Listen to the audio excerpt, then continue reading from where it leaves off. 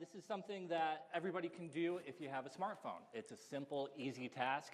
If you have a smartphone, Wi-Fi connection, or some data.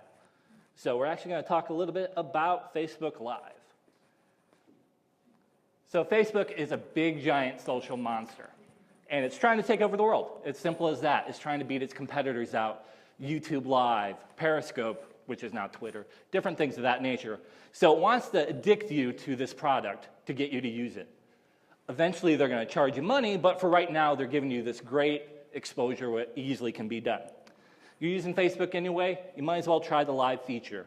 Your typical Facebook Live view is about 3 times as great as a regular video that you post. And a little bit more to the stats, videos will get 14 times more exposure than your typical photo. So you can kind of see that the video has the staying power and it's going to last a little bit longer. You can do pretty much anything for live videos and all of our different attractions, whether it's interviewing, giving behind-the-scenes tours. You know, if there's something special to make your viewer at home feel a little bit special, they might be that much more interested to come visit you, actually. You know, behind the scenes at Hegler Keris, for example. You can kind of see Facebook and Periscope, just to give you a couple different ideas here. Your Facebook trend is going up, and apparently that's as far as my thing can go. See, polished or non-polished speeches and knocking coffee over works pretty well. Twitter, starting to go down. Twitter bought Periscope. And people are going to ask, all right, what live video system should I use? It's all going to depend on your strategy. Typical Facebook has a better reach for probably most everybody here. I mean, they have 1.86 billion users worldwide. My mom's on Facebook. Yeah, I mean, it's a wide range of things. Sorry, Mom. So how do you get online?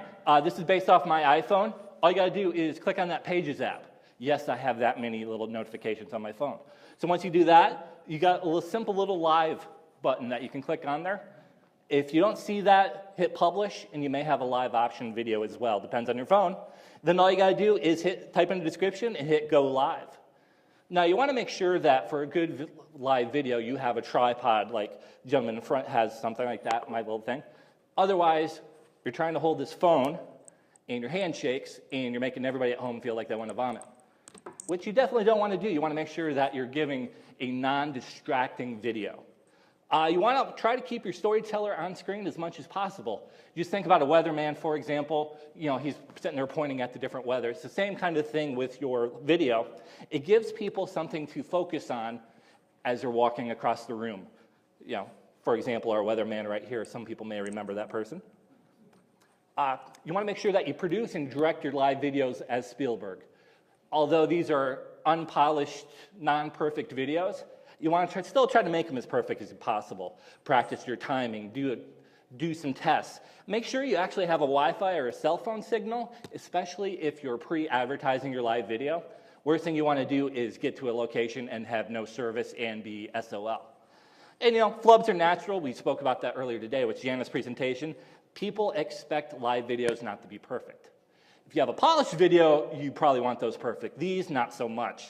You may be getting questions offhand. I can't take any questions right now just because where the cell phone is. But you try to answer some, makes people feel special like they've almost been retweeted.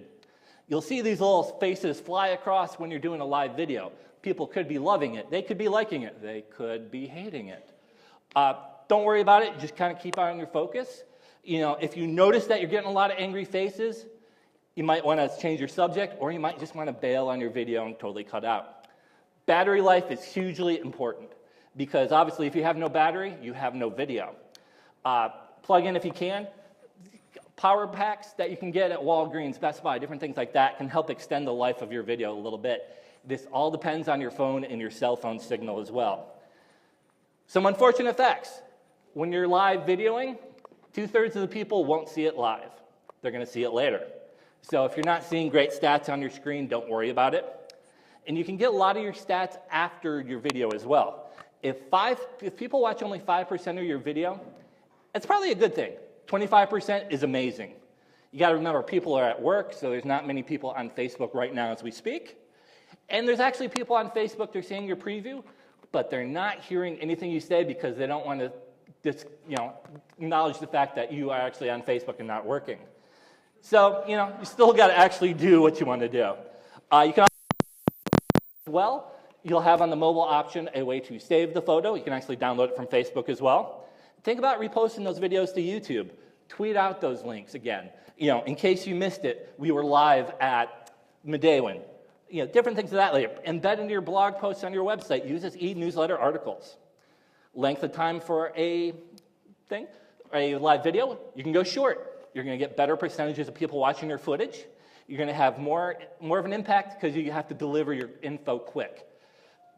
The bad side of it is, are you just losing opportunity because, you didn't give enough info? If you go too long, that happens. People either tune out, close off, and people just don't have the attention spans. That's why they're at work on Facebook.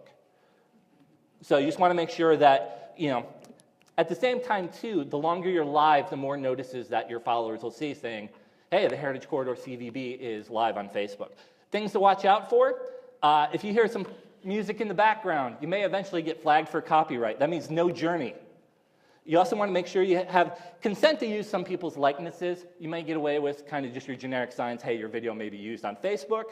You just want to keep mindful of that. You want to make sure weather, especially if you're outdoors and it rains, you don't want to fry an iPhone. And just some advanced stuff here as well. OBS Studio, if you want to try actually doing broadcasts. Skype, you can try to do video podcasts, different things of that nature. Two-person Facebook Live actually just was announced last week. And there's other paid streaming sites there as well, just in case you want to try to do your own show. And I'm out of time.